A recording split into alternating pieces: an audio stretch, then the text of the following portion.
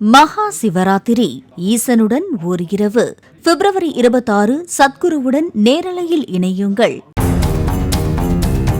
விருதுநகர் மாவட்டம் சிவகாசி அருகே செங்கமல நாச்சியார்புரத்தில் தீப்பெட்டி தொழிற்சாலையில் ரசாயன கலவை கலக்கும் தானியங்கி பாய்லர் வெடித்து சிதறி தீ விபத்து ஏற்பட்டது. பாய்லர் வெடிக்கும் சத்தம் கேட்டவுடன் தொழிலாளர்கள் அனைவரும் உடனடியாக வெளியேறியதால் அசம்பாவிதம் தவிர்க்கப்பட்டதாக கூறப்படுகிறது.